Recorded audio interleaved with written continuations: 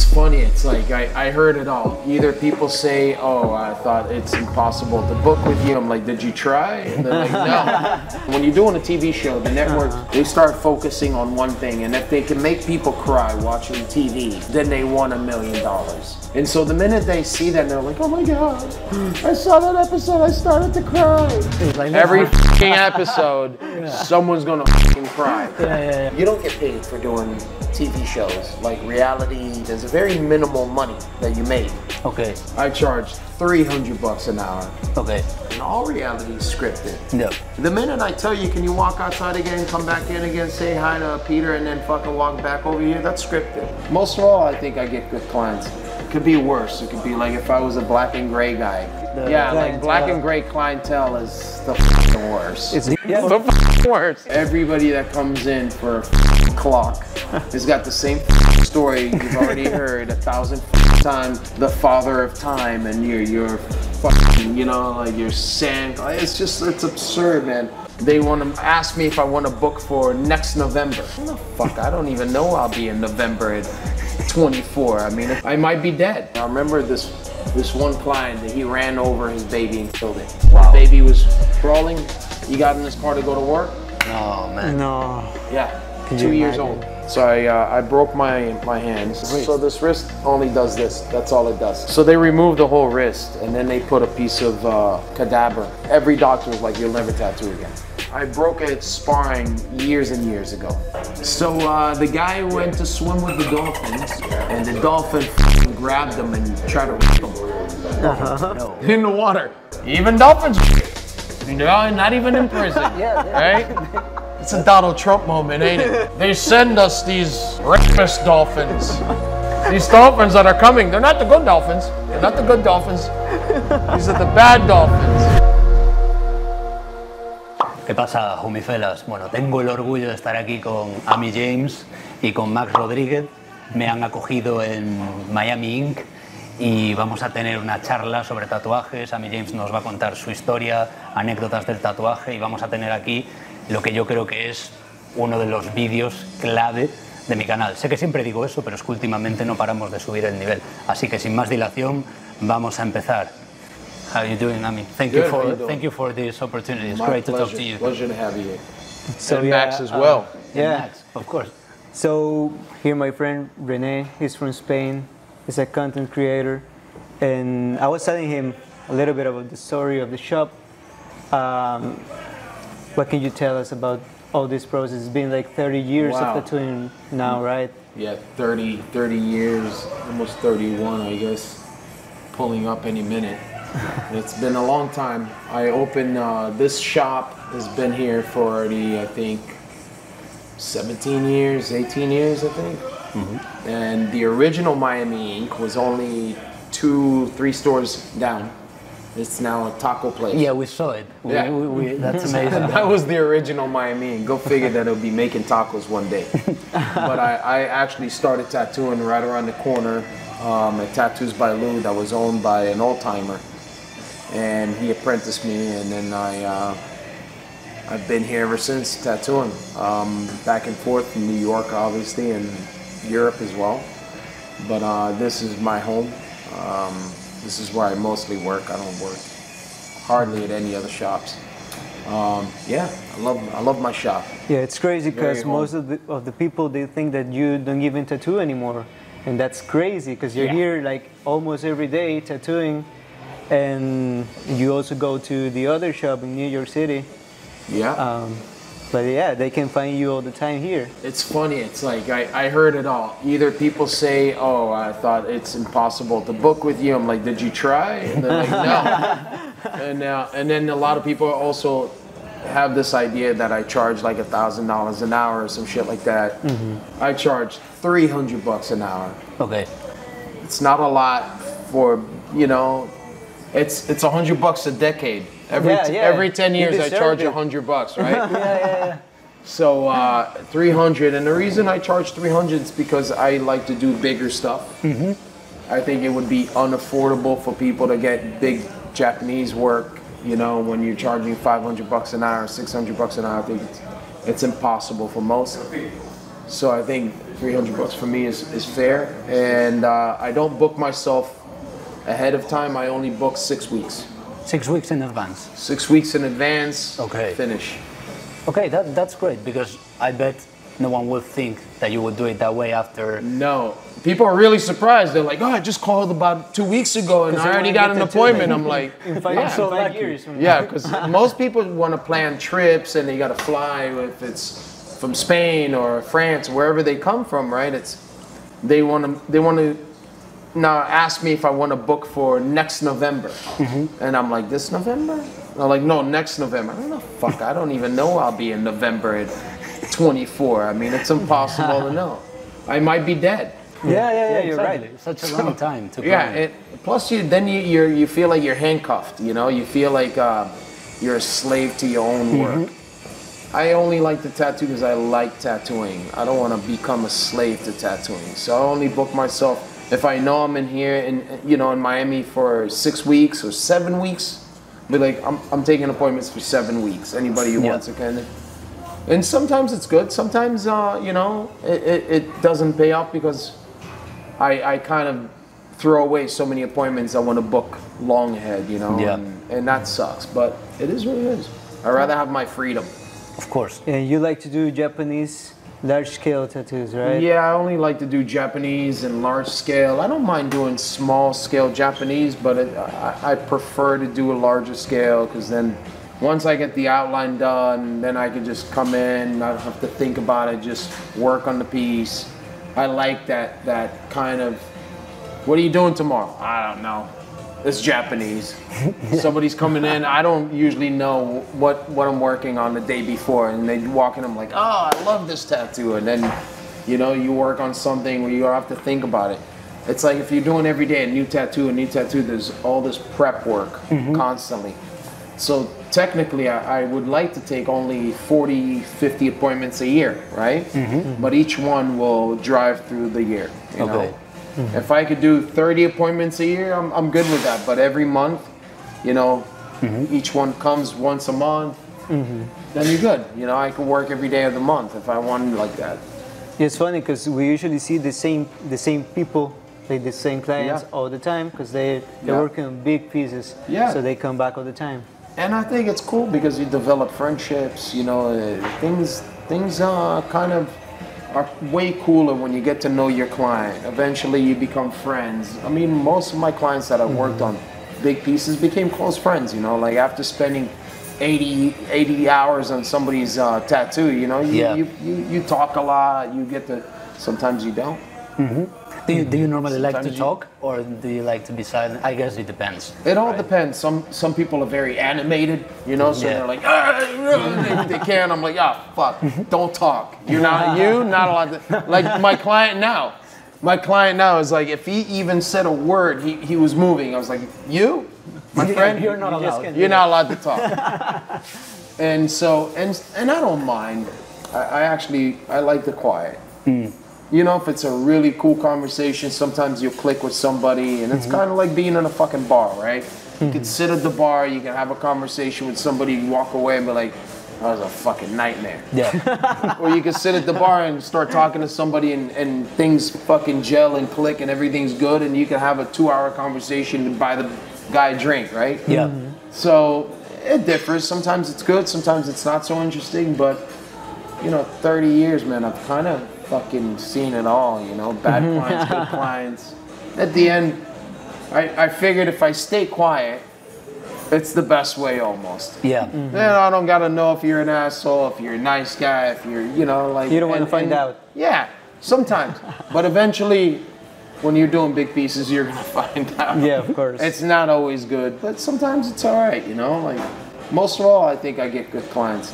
It could be worse. It could be like if I was a black and gray guy.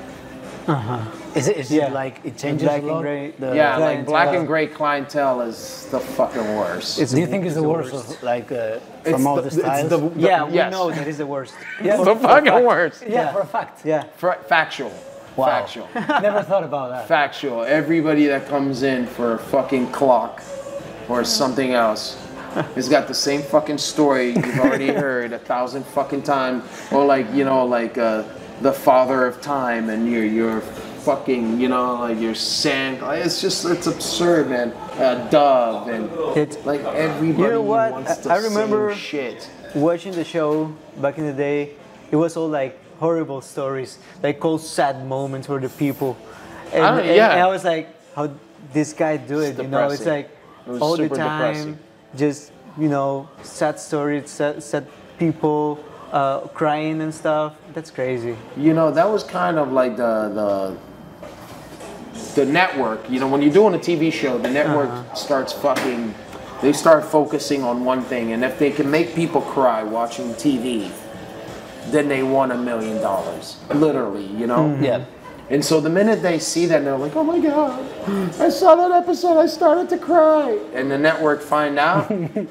It's like, Every fucking episode, someone's gonna fucking cry. yeah. And the funny shit is like they pin it. So if you lost your dog last week, somebody walked in and they wanted the dog portrait, they're like, That's the guy. "He just lost his dog. Ami lost his dog last week. Send it over there." Hoping that I'm gonna fucking sit there and maybe cry over the fucking dog, and then That's women are crying on TV. Who the fuck knows? But I mean, it was depressing. It was not fun to listen to sad stories, and you hear some fucked up stories. Yeah, that fucks up your mind, I bet. If every day you need to listen to this kind of... Every day. I can't even imagine people that, you know, have to deal with that shit, like detectives, fucking people that deal with Psychologists. abused kids, Yeah. you know, like that. It was hard to separate from tattooing. Like, I remember like one out of all the stories, where I remember this one client that he ran over his baby and killed it no way. in the garage, That's pulling out of his crazy, house. dude. Wow. The baby was crawling. He got in his car to go to work. Oh, man. No. Yeah, Can 2 you years imagine? old. Killed the baby. Like till today, I still get bothered by it, right? So, and I just had a kid. I remember I was like, oh fuck, like I couldn't stop thinking about it. Of course. for That's... days. And look, I still remember. It's been 17, 18 years, but you know, I don't know. I think I like being in the tattoo shop a lot better than shooting in a tattoo shop, because eventually we're all happy and we all do our shit. We all joke around. We all fucking pick on each other. There's always a joke. There's always something happening, and it's happy. I don't even remember the last time someone came to me. Oh, thank God, because I don't do black and gray. That somebody died.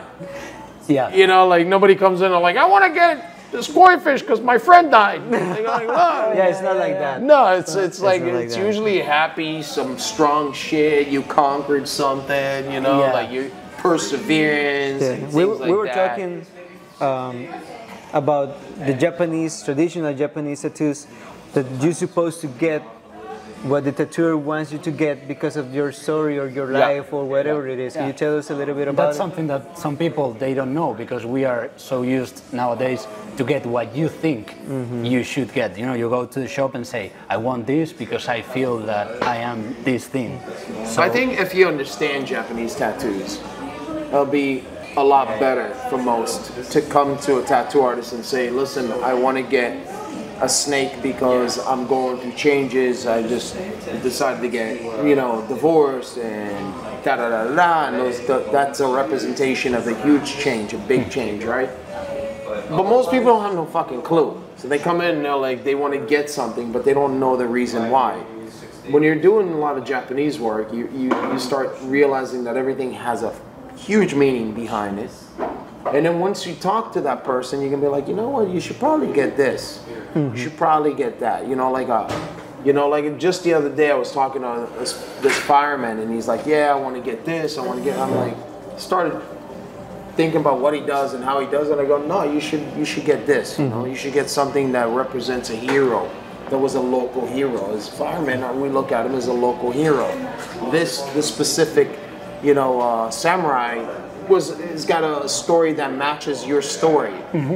He wouldn't know it, so it is my job to kind of educate him a little bit. Yeah, because you're the professional. Yeah, at the end of the day, there's so much deep meanings to everything. It's important, you know, in Japanese at least.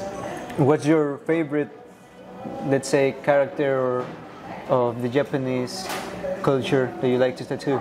I mean, my main subject that I like doing the most is I really love doing backgrounds more than anything, even though they're the most tedious, very hard to do, right? I like doing snakes. snakes. Yeah, I love doing snakes. I love drawing snakes, and there's a reason. I just like how they flow. Yeah, I like that they're so elegant in a way, right? And you can make it look really dark, and you can make it look really light, right? Yeah. You can put one on a woman that's very feminine and slender and sleek, and it doesn't look like a mean snake, but you can have something very strong for a man. But the true meaning of it is probably why I really fell in love with it, because most people don't know, and everybody thinks of a snake as something negative because of a Western world. But it's the opposite in Japanese mythology when it comes to snakes and why we get them tattooed. So for me, it's my favorite subject matter. I love doing them. If I could, I probably would want to do them only. Like, if you tell me from here on you just tattoo snakes, I'll be like, yeah, happy. Be fucking happy. yeah. Because I can change them and make them. They can always draw them, and I like to just draw them on, and then I just always going with They're the so body. hard to draw too. Yeah, but I think like it's a years formula. to learn how to draw. I would say probably, yeah. It takes some time to figure out how it works and how they bend and how they don't bend, and you know the how pattern too. the patterns. Sometimes people make them super stiff. They look like a manguera. You know, it's like it's all. Yeah, there's some funny like Yeah. snakes around There's the some world. bad ones, right? Yeah. So it looks like a fucking garden hose. So I definitely think that it's something that's tricky, but once you figure out the formula, Yeah. it looks a lot more, like extensive and hard to do. But if you figure out the formula, it's much easier. So yeah, flowers and snakes would be my choice to cruise to the sunset with. So I was telling Renee a little bit about the show. We already saw like the other location where it used to be, but can you tell us a little bit why you changed it to this other location, and Yeah. how was it like those days during the show? So yeah, there's a reason why we ended up in this shop and we left the small shop. For one thing, when we were shooting in the shop about 9 months out of the year, which means the business was closed 9 months out of the year. Yeah, that's crazy. And we would shoot till, let's say, 7 o'clock, 8 o'clock at night. And then at 8 o'clock at night, I would open the doors for people to come get tattooed. It was all fine and dandy when there was no people, but when the show first came out, there was a line of 300 people waiting in line all the way and around the corner. Yeah. And they would all wait just to get tattooed every day. And they would wait 9 hours while we were shooting. Wow. And we just looked and were like, oh my God, look, we're not making any money. We never made money on the show. You don't get paid for doing TV shows, like reality, docu-realities. No, there's no money. There's a very minimal money that you make. Okay. So you become really big, you don't get to charge anything. So your contract, you're usually into a bad contract when you Okay. start a reality because there's no success. Yeah, they don't You have know to- how it's gonna work. No, and they're not going to pay you anything. They're paying you $1,000 an episode. I Yeah. can make that in a day, like tattooing. So it was nothing. It was a loss. I have to work there for 5 days to do $1,000 of what I normally would just be able to do in a day. And then I have to be here shooting. So ideally, when we started the show, we were shooting in there all day long.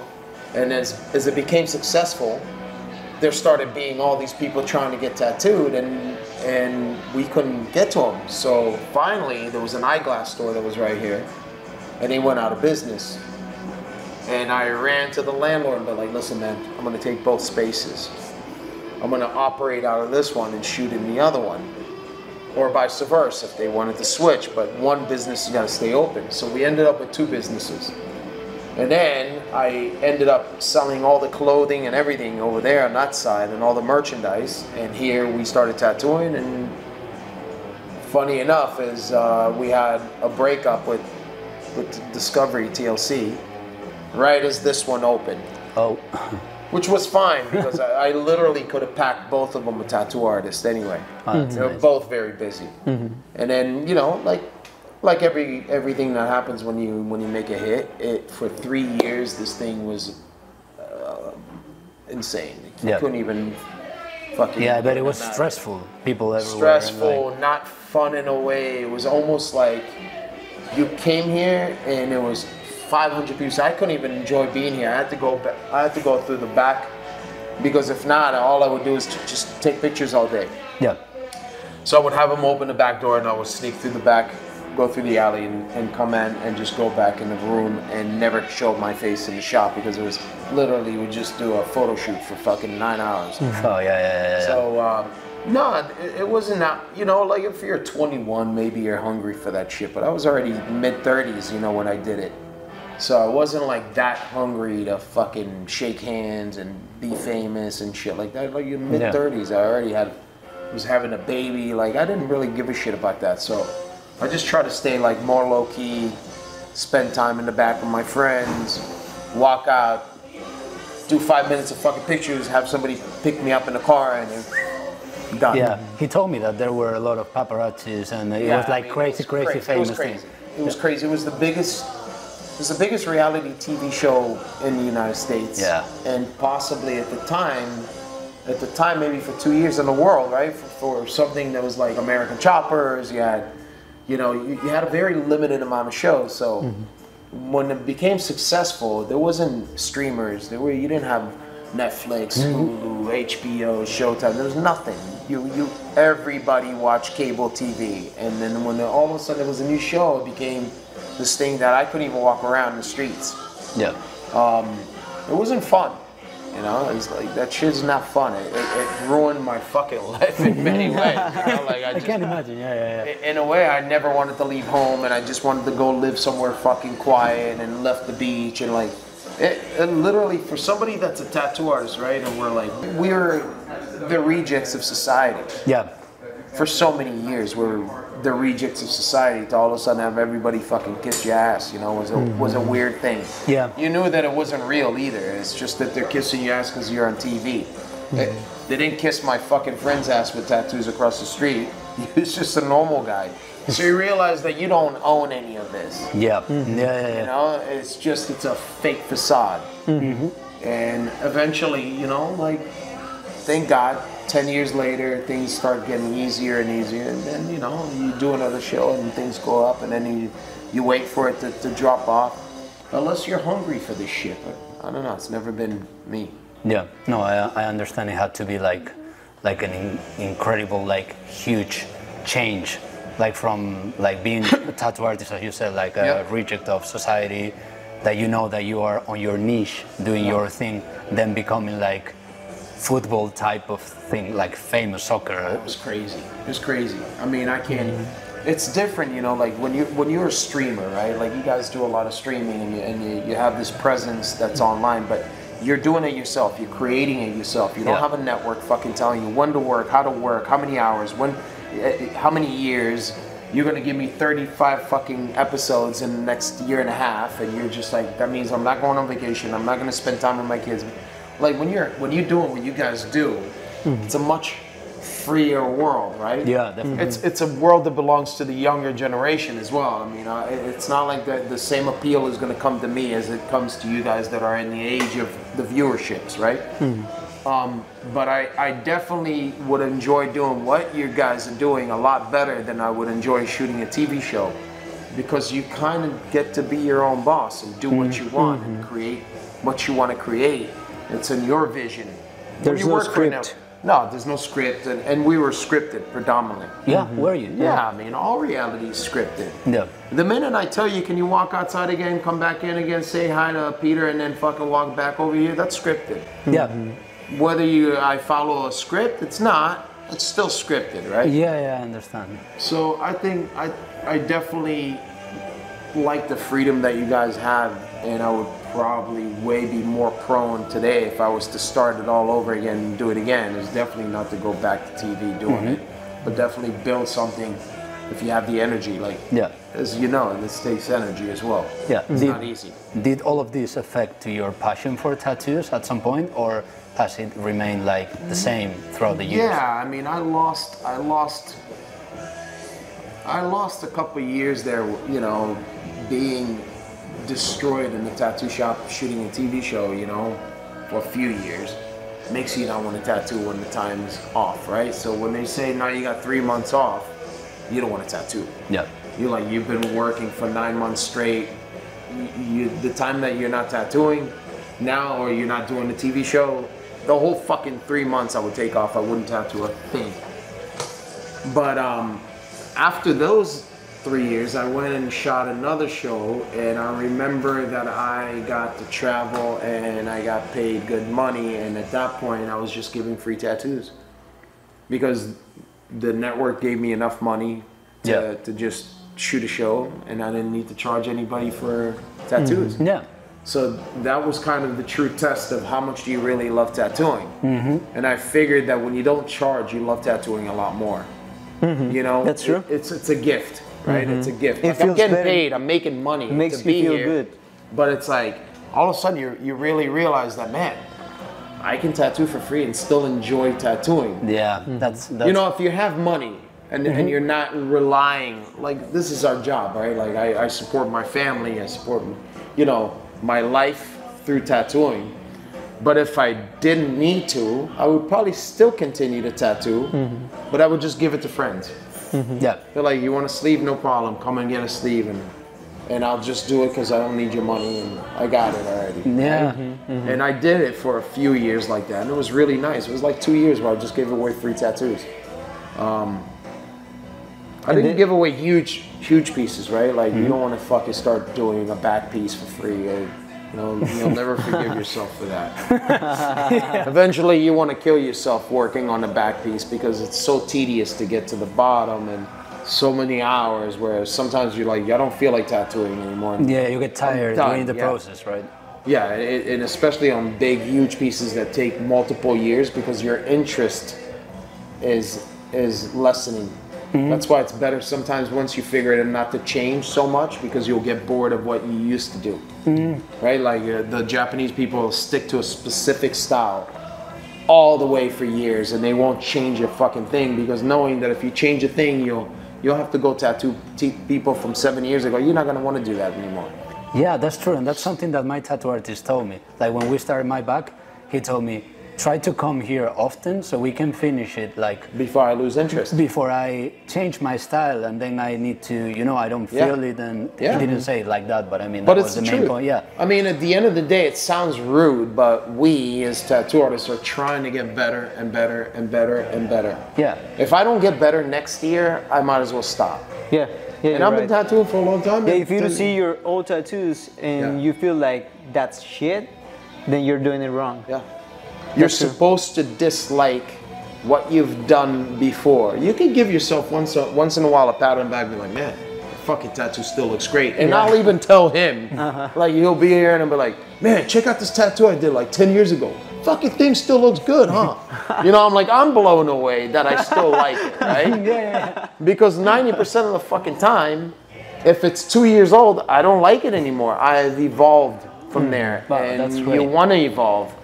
So now I'm trying to stick to a certain style and not change too much because it's a long-term commitment. Yeah. Right? I know I'm going to see you for the next fucking 3 years possibly.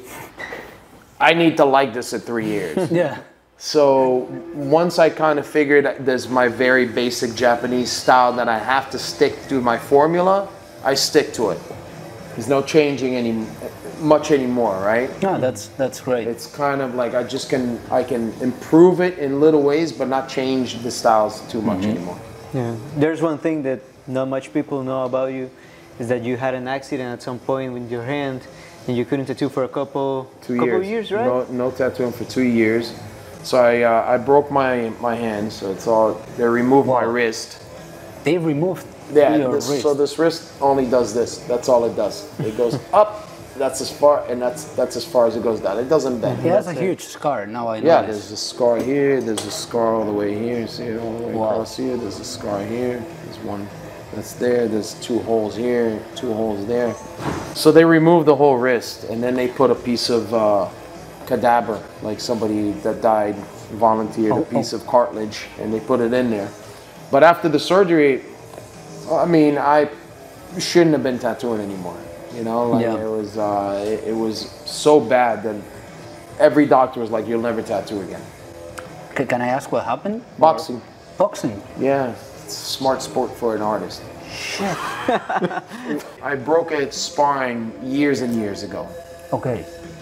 And then they took a piece of the bone and put it out. Then years later, I was boxing, sparring again. I hit somebody with an overhand right, and then it just something broke. I felt something, and then I had to get another surgery. It was a very small one, but they're like, one more time, there's nothing left.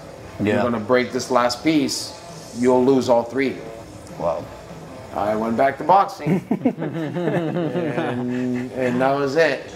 That's what they say, like guys live less than women, you know, because you can do the same like mistake. Or and guess what? Like a rat in a cage with the keep doing cheese it. in the fucking in the tester. He kept doing it. And I keep doing it. But now there's nothing. But now there's nothing to break. Yeah, Okay, there's Nothing to break you're anymore. still So, boxing? yeah, I'm still boxing. That's but I amazing. can't do jiu-jitsu anymore because I can't. The arm doesn't bend, Yeah, so the I can't do mobility, this. yeah. I can't get up. Yeah. I can't. I gotta say that I've. Oh yeah, I broke one finger. Okay, I broke one finger, which is surprising. As you can tell, this one doesn't go up. Okay. Are you right-handed or? I'm right-handed. That's my money hand. Yeah, I know. That's the fucking. That's what I said. It's the dumbest thing in the world. That's is to- incredible. But Yeah, to be a tattoo artist and risk your livelihood for a sport is pretty dumb. Yeah, but the love for the sport is something. But it could happen anyway, like Jose. It can He's happen had an anywhere, accident. right? He Even- was riding a bike. He Yeah. had an accident. Yeah. And he's now guessing he has a bone break or whatever. Yeah, it could happen anytime. It could be in anything. It could Yeah. be in the dumbest shit, right? Like I've been hurt doing things that you're never supposed to be, get hurt, and then sometimes you think you're safe, and Yeah. you can go box and stay in shape and be in great shape and take care of yourself, and then you pay the price. yep. And what happened during those 2 years of no tattooing? So it was brutal. It was depression, like it's horrible. During those 2 years, I couldn't tattoo. So I was working with a friend's company for a while, and I was advising. I also had my shops, so I could depend on the income from my shops, right? So I didn't really freak out too bad, but I did need to work. And so I was an advisor and a content creator. Okay.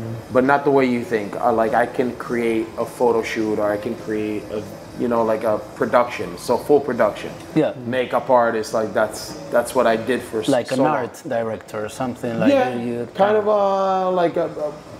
To me, I would source everything, so more like a director producer. Yeah, right? So okay. DP, and I did that, which I love doing. So I did it for Miami Ink. In many ways, I learned a lot during those years, and then I started producing my own shit, and then I produced our own show for Facebook.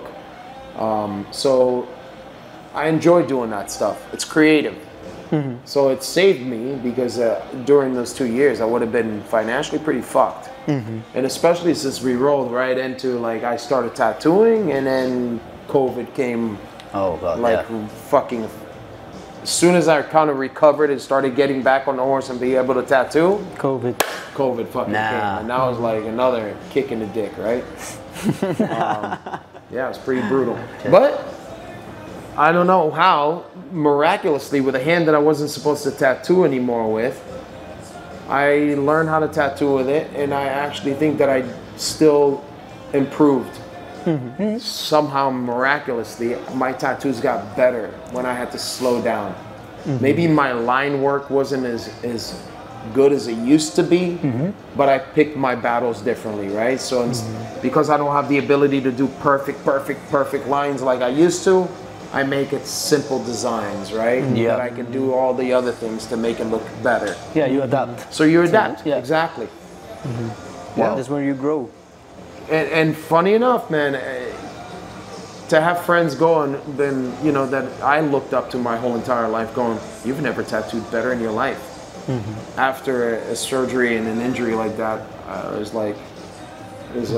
was definitely a good feeling. But that's a really cool story. Like, Yeah. says a lot about you. Like, the way you went through that, and then you were able to keep tattooing Like it sounds like one of those stories that. Yeah, it's kind of one of those stories. I mean, listen, it's not like I'm a soldier that fucking lost his leg and now he's running marathons, right? Because that's where you really take your hat off to somebody. But it's a very similar thing. I wasn't supposed to tattoo anymore. It is. And I fucking can't believe that I can tattoo better than I ever have. Still. Do you appreciate it more now after 100%. Not only that, but I got so much hungrier. Yeah. Like once I started tattooing again, I had this hunger more than ever to create better art and get better at what and that's why I stopped wanting to do all different styles, like was very normal for my generation of tattooers, because you never knew. There was no one clientele for, you know, traditional. That shit didn't exist. There weren't enough collectors to be going around to get tattooed by Max. It just didn't exist. Yeah. Max had to do everything that walked through the door, and that's the way we kind of were raised. So when I started getting back to tattooing, I said, man, you know what? If I could do this, I'm gonna only do what I love.